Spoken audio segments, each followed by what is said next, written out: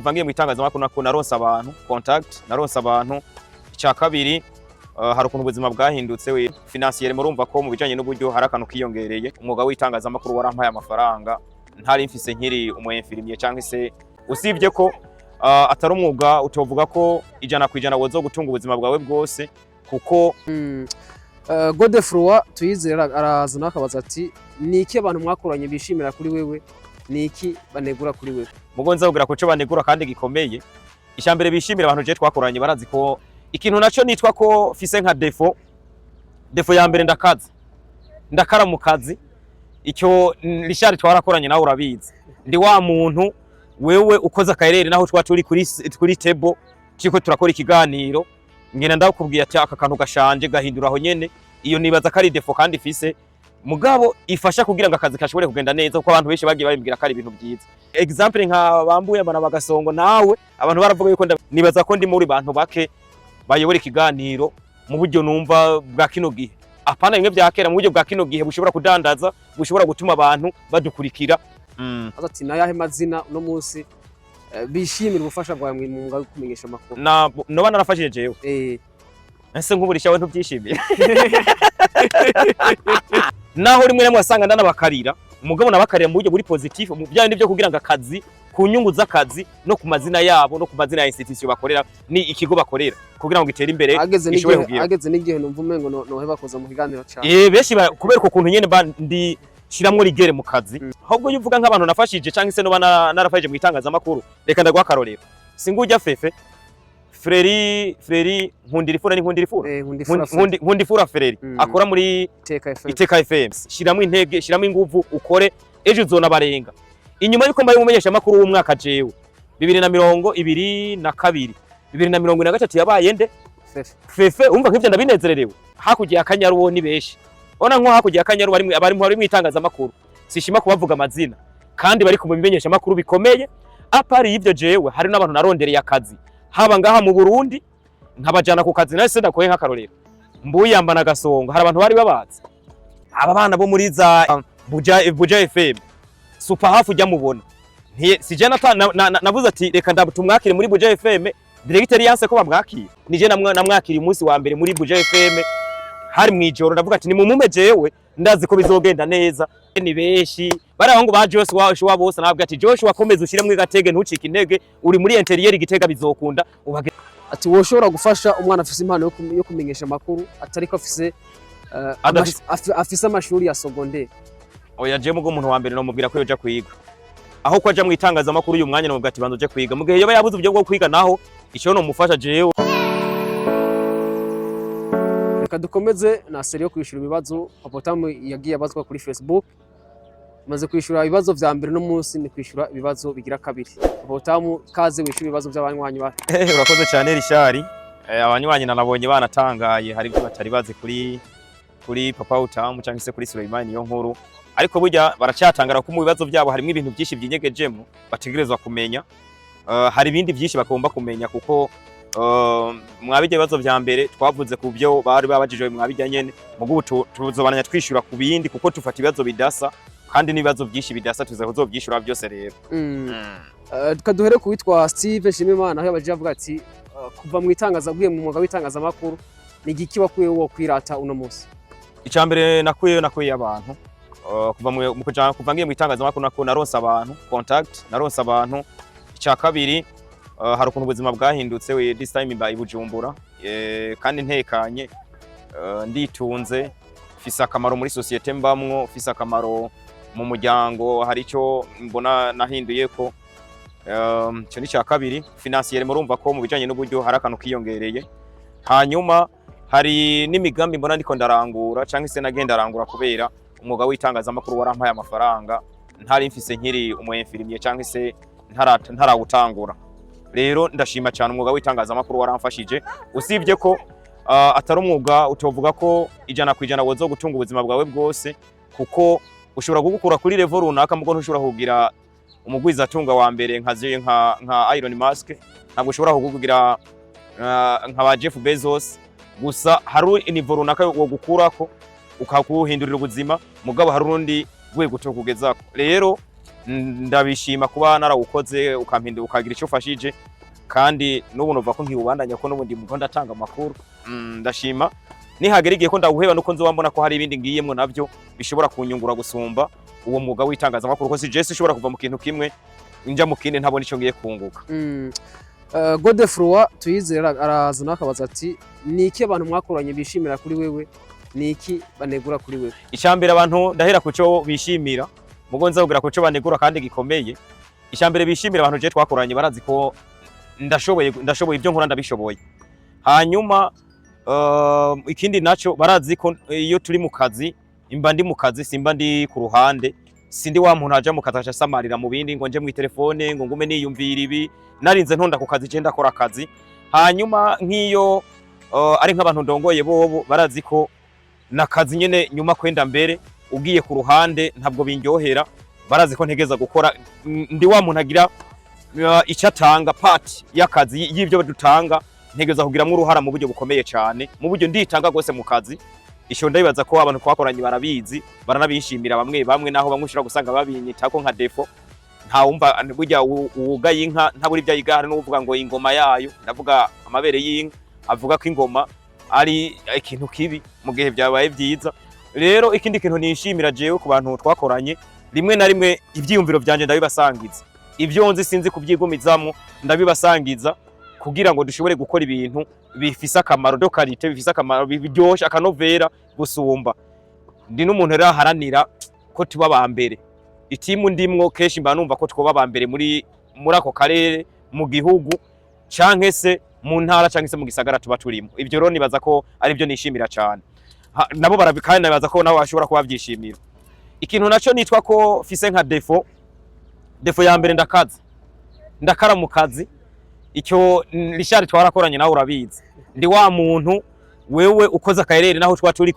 kuri table ciko turakora ikiganiro ngena ndakubwiye ati aka kantu gashanje gahinduraho nyene iyo nibaza kari defo kandi fise mugabo ifasha kugira ngo akazi kashobore kugenda neza kuko abantu benshi bagiye babimbwira kari ibintu byiza. Icya kabiri ndi wa muntu mpangara dossier baba badashoboye guhangara rimwe na rimwe ukasha usanga amengo babaye febre bobo batari febre bara abantu bashoboye ibintu kubera bo batinya kuyivugaho ko ikintu cyangwa sanga ntibayivuze ko ikintu bikacibonera ko menga ndiyemera kandi atari kwiyemera. Icya gatatu ndi wa muntu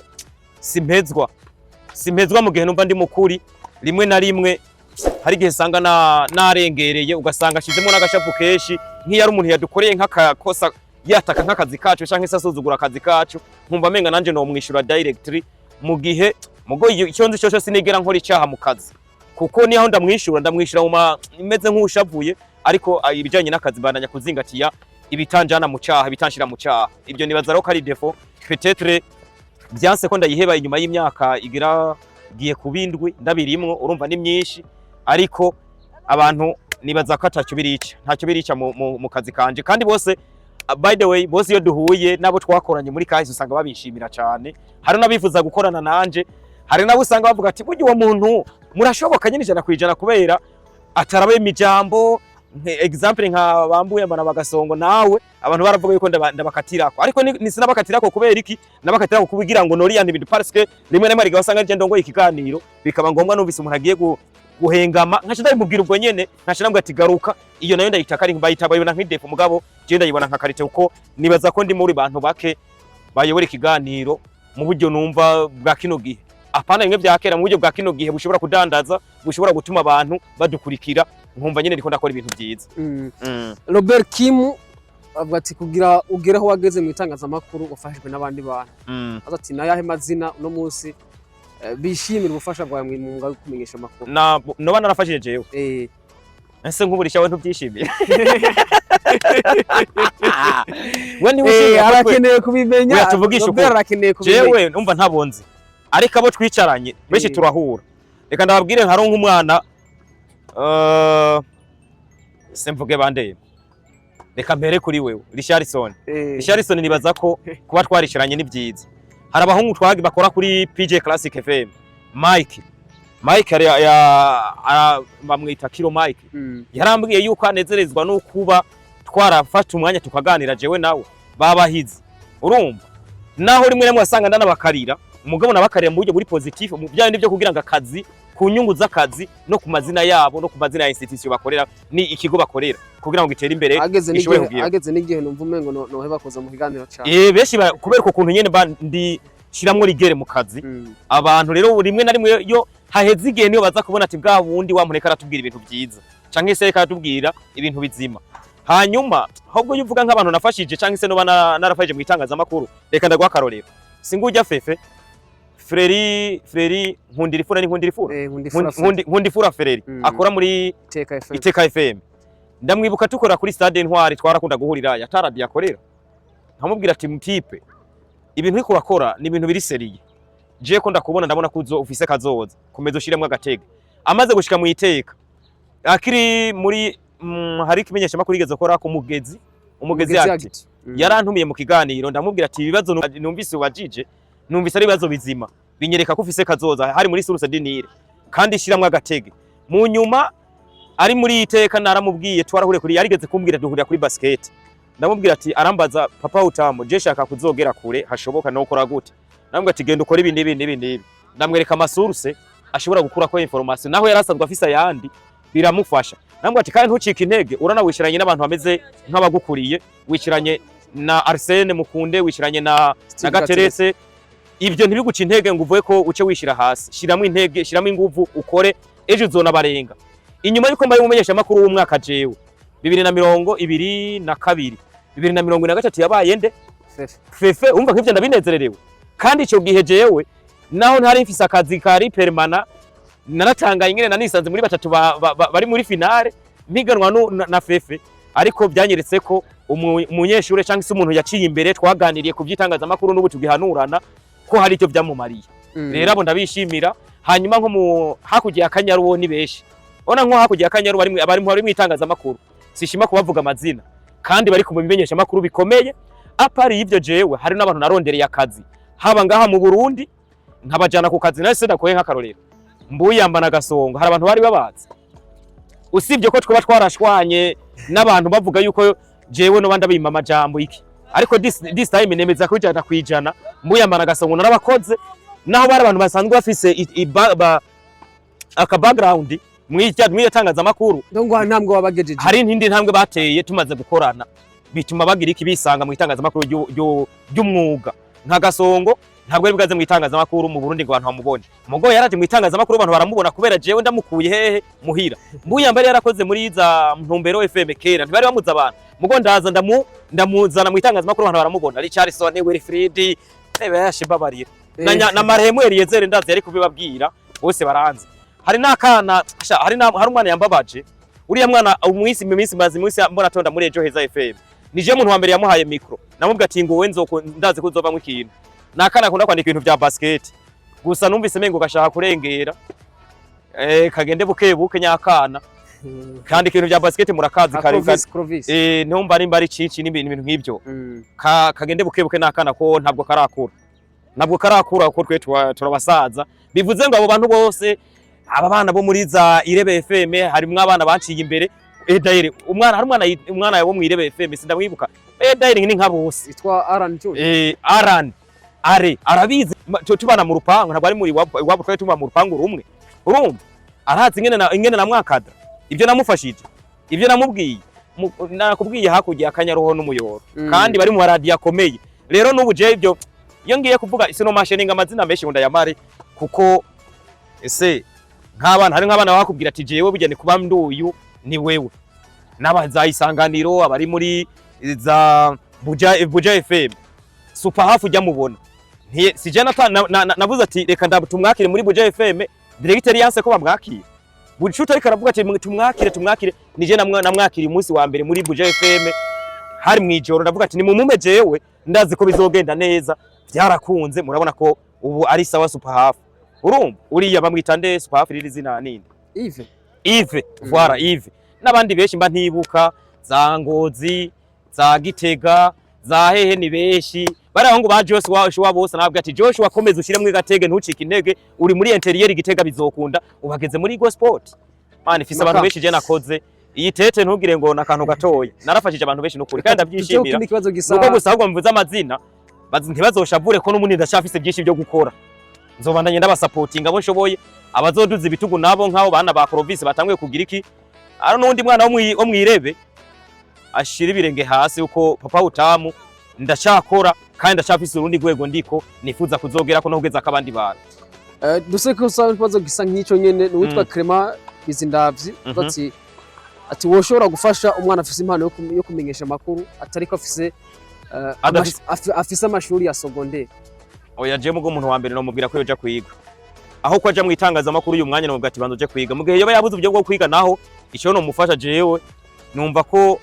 shobora kumufasha nkamurondera nkanaro nka stage no kumufasha kuba iryo tangazamakuru hari mufasha mugabo tugamije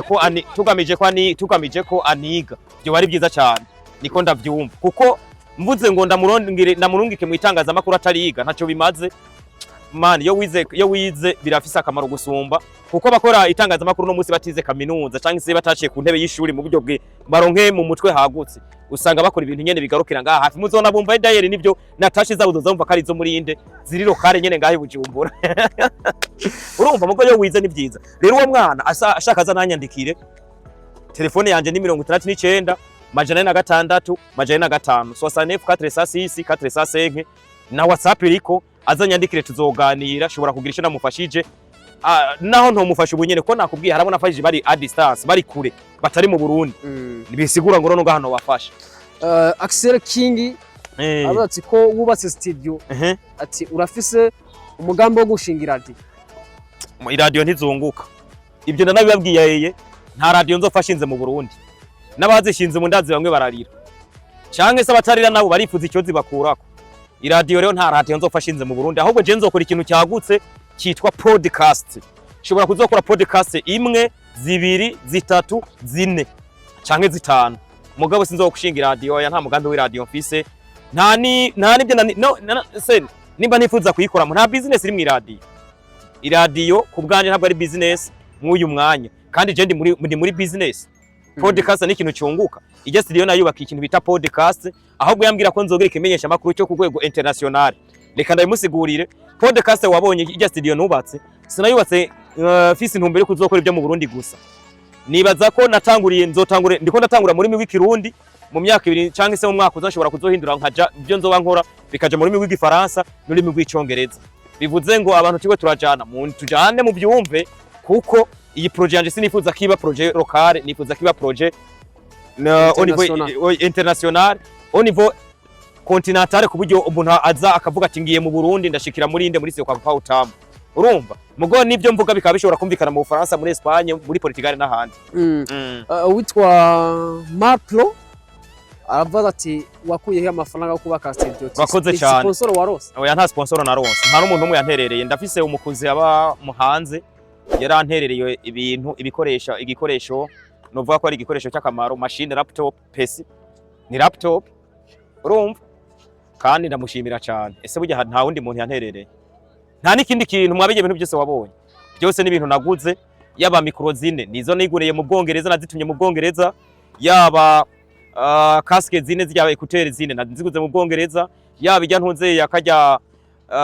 kajya PodTrack nakaguze mu Bwongereza, nibyo natumye. Ibintu byinshi nabiguze mu Bwongereza. Climatiseur mobile nayiguze no mugo, nayiguze inzimbye ku muntu azana abizikura i Burayi. Urumva ni ibintu byinshi. Televiziyo naziguriye hariya muri Sateke, n'ibindi bikoresho byose nije nabyiguriye, nta muntu yantereye. Amafaranga yona yakuye rero sahani. Je nakoze akazi guhera 2013 ndumuye filmye.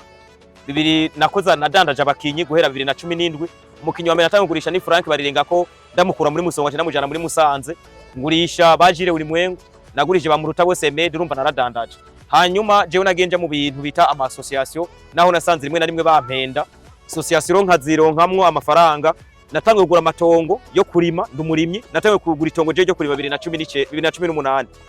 ntihenze, yego ni 2018. 2018 natangiye kugura itongo ndumurimyi, rero byage binyungukira. Mugo muno mwaka wahera 2021 natangiye nzanagura ikintu kimwe kimwe byatangiye kuza rero, ariko projet nenda ifise kuva kera rishari wari ubizi wewe. Bisigura ngo amafaranga nagenda gura akantu kamwe kamwe bigenda biraza. Mu nyuma rero cyo niho nadandaje umukinyi,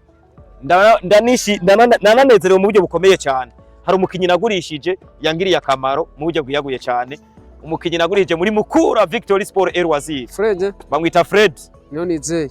uriya mwana Imana imwigisha n'umukinyi nagurije kandi nabinezerewe gose cyane. Witwa Indimbura Man City arati komba mbona ukora ibintu yitwa Indimbura Man City niko yitwa kuri Facebook. N'umufana w'Indimbura wa Manchester City aba muri Kenya naramwumvise uwo muntu. Ati ufise management yawe canke ni wewe bawe wikora ibintu? Nta management ifise mugabo kubera sanzwe ndi umu agent w'abakinyi ndandaza ndagurisha abakinyi imbere hari abakinyi bari manager kuko abakinyi nagenda nihumve ngo nagurije Fred niwe navuze mu mwaka weza nagurije abakinyi benshi bampaye amafaranga menshi vraiment narose amafaranga menshi rero ndashobora kwikurikirana ndabivuye kwikurikirana kwimanaginga auto management urumva mbona n'umukire aciye ngaha nawe ngira ngo akwiye kuzombera manager mu minsi iza bamwita Jake we umukire bantanye ndaza kugaruka sante sana Jake witwa Isdor arabaza ati umuntu akene mubonano wawe yokuronka gute umubonano nta by'umubonano natora nimero ya telefone 69 majana 6 majana 45 iyo niyo nimero yanje ya telefone azampamagare nta kibazo amvugishe mwanya wose 24/24 je burya nkiri joro ndakubwije ukuri ntumva ko menga ndasaraye no kuba naraye nkanura navyo nyene birimo naraye nkanura kandi chapla jour enwe niga ijoro n'umutaga urumva bisigura ngo niyo mpamvu wumva meze nk'usaraye. Tuhereze ku kibazo cyo witwa Bomber J Nosa irambona ko kare tutabona mu kwezi kweranda kwa Ramadan nkora atutakora ibiganiro ati ubu naho kuko ibiganiro warapaganye vyagenze gute? Ibyo ntibisa ntabwo bisa kabisa ntabwo ari ibyo ntabwo napaganya ahubwo ubu ndafise umwanya kijya gihe nabandi mu maradiyo nabasaba ikonje kandi nta kindi kimenyesha makuru nari mfise urumva kijya gihe naca sabikonje nkaca nduhuka ubu rero nta kimenyesha makuru kindi nkorera nkora ivyanje naho ne burya sindakora nzotangura gukora mu minsi zamuzombona ubwo sindatangura gukora kuburyo ahubwo muzompaga nkabaha ibikorwa byinshi mukazompaga. Ibibazo rero vy'ino munsi bigarukenga nibaza ko uzokwishura ibindi bibazo nako nibo babibajije utaha. Bakoze cyane. Okay ndagushimiye cyane Richardson ukomeje kumfasha shimire nabagiye batanga ivyo bibazo ko ni challenge zituma peut-être hari icyo binyigisha cyangwa se mpindurako. Bakoze cyane. Merci beaucoup brother.